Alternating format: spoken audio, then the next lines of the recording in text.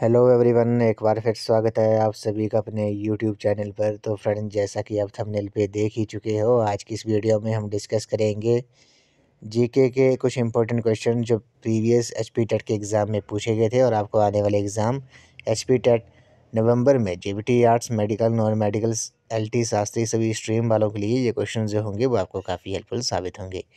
तो फ्रेंड्स, अगर आप एचपी टेट की तैयारी कर रहे हो तो इसके लिए मैंने एक अलग से प्लेलिस्ट बनाई है जिसका जो लिंक है वो मैंने डिस्क्रिप्शन बॉक्स में दे दिया है। अब वहाँ पर जाकर एचपी टेट के रिगार्डिंग वीडियोस देख सकते हो। वहाँ पर मैंने आपको जीके और साइकोलॉजी के क्वेश्चंस ही देखने को मिलेंगे। तो फ्रेंड्स, आप मुझे इंस्टाग्राम पर भी फॉलो कर सकते हो। इंस्टाग्राम आईडी का जो लिंक है वो मैंने डिस्क्रिप्शन बॉक्स में दे दिया है।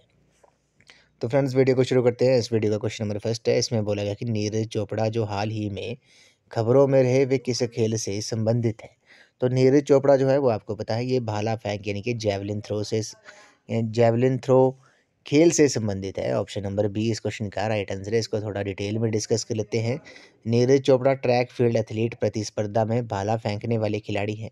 नीरज ने 87.58 मीटर भाला फेंककर टोक्यो ओलंपिक 2021 में गोल्ड मेडल जीतकर इतिहास रचा है। अभिनव बिंद्रा के बाद किसी विश्व चैंपियनशिप पर एथलेटिक्स में स्वर्ण पदक जीतने वाले वे दूसरे भारतीय हैं। तो नीरज चोपड़ा जो है वो भाला फेंक जैवलिन थ्रो खेल से संबंधित है। नेक्स्ट क्वेश्चन में चलते हैं। महावीर की मूल शिक्षाएं किस ग्रंथ में संग्रहित है। तो महावीर की मूल शिक्षाएं जो है वो पूर्वा ग्रंथ में संग्रहित है। ऑप्शन नंबर बी इस क्वेश्चन का राइट आंसर है। आपको पता होगा महावीर स्वामी जो थे वो जैन धर्म के 24वें और अंतिम तीर्थंकर थे। ये आपने याद रखना है। जैन धर्म में कुल कितने तीर्थंकर हुए थे? 24 हुए थे। पहले तीर्थंकर कौन थे? वो ऋषभदेव थे। और 24वें और अंतिम जो थे वो महावीर स्वामी थे। 23वें तीर्थंकर कौन थे? विपाशर्वनाथ थे। ये भी आपने याद रखना है। अगले प्रश्न में चलते हैं। इसमें बोला गया कि अंतर्राष्ट्रीय न्यायालय जो है वो कहाँ पर स्थित है।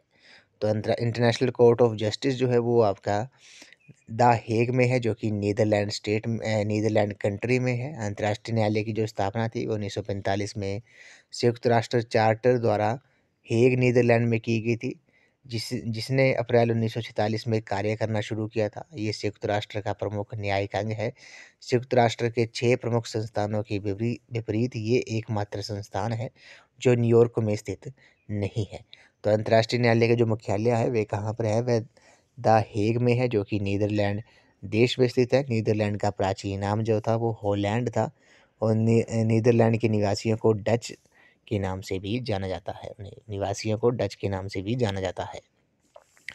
अगले प्रश्न में चलते हैं। 2022 में फ्रेंच ओपन में महिला एकल खिताब किसने जीता था? तो ये ईगा स्विटेक ने जीता था। ये भी आपने याद रखना है। तो ये दो क्वेश्चन पेपर हम डिस्कस कर रहे हैं।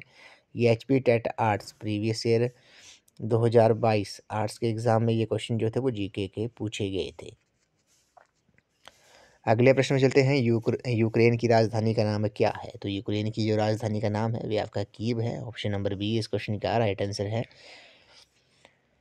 अगले प्रश्न में चलते हैं। कौन लोकप्रिय रूप से पहाड़ी सीमांत गांधी के नाम से जाना जाता है? तो पहाड़ी सीमांत गांधी के नाम से बाबा कांशीराम को जाना जाता है। ये आपने याद रखना है।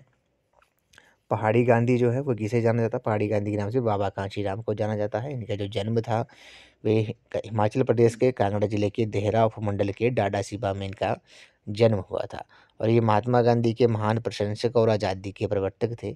पहाड़ी गांधी की जो संज्ञा थी इन्हें ये पहाड़ी गांधी की जो संज्ञा थी ये इन्हें पंडित जवाहरलाल नेहरू जी ने दी थी, जबकि पहाड़ी बुलबुल कहकर सरोजनी नायडू ने बाबा कांशीराम जी को संबोधित किया था। ये भी आपने याद रखना है। सुखदेव राजगुरु को फांसी देने के बाद इन्होंने प्रतिज्ञा ली थी कि वे आज़ादी तक काले वस्त्र धारण करेंगे। सुखदेव राजगुरु और भगत सिंह को जो फांसी देने के विरोध के बाद इन्होंने आज़ादी तक काले वस्त्र धारण करने की प्रतिज्ञा ली थी। अगले प्रश्न में चलते हैं। प्रदेश की धामी रियासत का प्रसिद्ध गोलीकांड कब हुआ था? तो धामी गोलीकांड जो था वो आपका वर्ष 1939 में हुआ था। कब हुआ था? 16 जुलाई 1939 को हुआ था। इसमें कुल कितने लोग शहीद हुए थे? 2 लोग शहीद हुए थे। और धामी आंदोलन के जो नेता थे वे भागमल सोठा थे। नेक्स्ट क्वेश्चन में चलते हैं। प्रसिद्ध शूलिनी देवी का मंदिर कहाँ पर स्थित है? तो शूलिनी देवी का मंदिर जो है वो आपका सोलन डिस्ट्रिक्ट में है। ऑप्शन नंबर डी इस क्वेश्चन का राइट आंसर है। इसी के सलोनी देवी के नाम पर ही सोलन का नाम भी पड़ा है। नेक्स्ट क्वेश्चन में चलते हैं, सिरमौर रियासत के संस्थापक कौन थे? तो सिरमौर रियासत के जो संस्थापक थे वे राजा रसालू थे। ऑप्शन नंबर बी इस क्वेश्चन का राइट आंसर है। रणजोर सिंह के अनुसार सिरमौर रियासत का नाम सुलोकीना था। इसकी स्थापना 1147 में जैसलमेर के राजा सालवाहन के पुत्र राजा रसालू ने की थी। उनकी राजधानी जो थी वो सिरमौर ताल थी। नेक्स्ट क्वेश्चन में चलते हैं, 1805 ईस्वी में कांगड़ा पर किसने आक्रमण किया था? तो कांगड़ा पर अमर सिंह थापा ने आक्रमण किया था। और अमर सिंह थापा नेपाल एकीकरण अभियान के एक वीर थे जिन्होंने प्राणों की बाजी लगाकर अंग्रेज नेपाल युद्ध लड़ा था। उन्होंने 1817 में उत्तरी नेपाल के गोसाईकुंड में प्राणों का त्याग किया था। नेक्स्ट क्वेश्चन में चलते हैं, महात्मा गांधी के राजनीतिक गुरु कौन थे? तो गोपाल कृष्ण गोखले जो थे वो महात्मा गांधी जी के राजनीतिक गुरु थे। नेक्स्ट क्वेश्चन में चलते हैं, वर्तमान में इसरो के अध्यक्ष कौन है? तो इसरो के अध्यक्ष जो है वो एस सोमनाथ है। ऑप्शन नंबर सी इस क्वेश्चन का राइट आंसर है। इसरो का जो हेडक्वार्टर है वे आपका बेंगलुरु कर्नाटक में है। नेक्स्ट क्वेश्चन में चलते हैं, विजयनगर साम्राज्य की राजधानी का क्या नाम था? तो विजयनगर साम्राज्य की राजधानी का जो नाम था वे हम्पी था। ऑप्शन नंबर बी ए इस क्वेश्चन का राइट आंसर है। नेक्स्ट क्वेश्चन पे चलते हैं, हाल ही में लॉन्च हुई पुस्तक फेयरलेस गवर्नेंस के जो लेखक हैं वे कौन हैं? तो किरण बेदी जो है इस क्वेश्चन का राइट आंसर है। फेयरलेस गवर्नेंस पुस्तक जो के लेखक जो हैं वो किरण बेदी हैं। नेक्स्ट क्वेश्चन में चलते हैं, पीटी उषा की आत्मकथा का नाम क्या है? तो पीटी उषा की आत्मकथा का जो नाम है वे आपका गोल्डन गर्ल है। गोल्डन गर्ल पीटी उषा की एक आत्मकथा है। पीटी उषा को वर्ष 1984 के लॉस एंजलिस ओलंपिक में उनके शानदार प्रदर्शन के लिए जाना जाता है। अगले प्रश्न में चलते हैं, शिमला में भारत छोड़ो आंदोलन का जो नेतृत्व था वे किसने किया था? तो वे राजकुमारी अमृत कौर ने किया था। अगले प्रश्न में चलते हैं, केंद्रीय मंत्री अनुराग ठाकुर जो है निम्न में से कौन सा पोर्टफोलियो संभालते हैं? तो ये सूचना व प्रसारण मंत्री हैं, खेल मंत्री भी हैं, ये भी आपने याद रखना है। और ये हमीरपुर संसदीय क्षेत्र से चुन के संसद पहुंचे हैं। नेक्स्ट क्वेश्चन में चलते हैं, हिमाचल प्रदेश में राष्ट्रपति शासन कब लागू हुआ? ये भी इंपॉर्टेंट क्वेश्चन है। तो इस क्वेश्चन का जो राइट आंसर होगा वह आपका ऑप्शन नंबर डी होगा। हिमाचल प्रदेश में राष्ट्रपति शासन जो था वो 15 दिसंबर 1992 को लागू हुआ था। इससे पहले हिमाचल प्रदेश में राष्ट्रपति शासन 30 अप्रैल 1970 को भी लागू हुआ था, लेकिन ऑप्शन में जो है वो आपका ऑप्शन में 1970 नहीं है। तो इस क्वेश्चन का जो राइट आंसर होगा वह आपका ऑप्शन नंबर डी हो जाएगा। नेक्स्ट क्वेश्चन में चलते हैं, किस साधु की पूजा सिरमौर में की जाती है? तो जमदग्नि साधु की जो पूजा है वे सिरमौर में की जाती है। सिरमौर में जमदग्नि साधु की पूजा का प्रचलन है। जमदग्नि एक साधु थे जो भृगुवंशी ऋचिक के पुत्र थे। इनकी गणना जो है सप्तऋषियों में होती है। पुराणों के अनुसार इनकी पत्नी रेणुका थी। वह इनका आश्रम सरस्वती नदी के तट पर स्थित था। अगले प्रश्न चलते हैं, वर्तमान में हिमाचल प्रदेश के शिक्षा मंत्री कौन है? इस क्वेश्चन का जो राइट आंसर होगा वो आपका ऑप्शन में नहीं है, नन ऑफ दीज इस क्वेश्चन का राइट आंसर है। श्री रोहित ठाकुर जो है वो आपके हिमाचल प्रदेश के एजुकेशन मिनिस्टर है, ये आपने याद रखना है। रोहित ठाकुर जो है वो हिमाचल प्रदेश के एजुकेशन मिनिस्टर है। अगले प्रश्न में चलते हैं, भारत का मैनचेस्टर किसे कहा जाता है? तो भारत का जो मैनचेस्टर है वे अहमदाबाद को कहा जाता है। उत्तरी भारत का मैनचेस्टर अगर आपसे पूछा जाए तो वो कानपुर को कहा जाता है। नेक्स्ट क्वेश्चन में चलते हैं, राष्ट्रीय मतदाता दिवस जो है वो कब मनाया जाता है? राष्ट्रीय मतदाता दिवस जो है वो आपका 25 जनवरी को मनाया जाता है।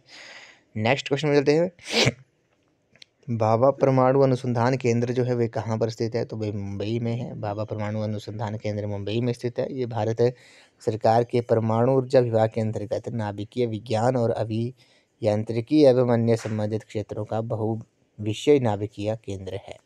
नेक्स्ट क्वेश्चन में चलते हैं, युद्धग्रस्त यूक्रेन से भारतीयों को वापस लाने के लिए भारत सरकार द्वारा चलाई गई ऑपरेशन का क्या नाम है? तो ऑपरेशन गंगा है, ये आपने याद रखना है।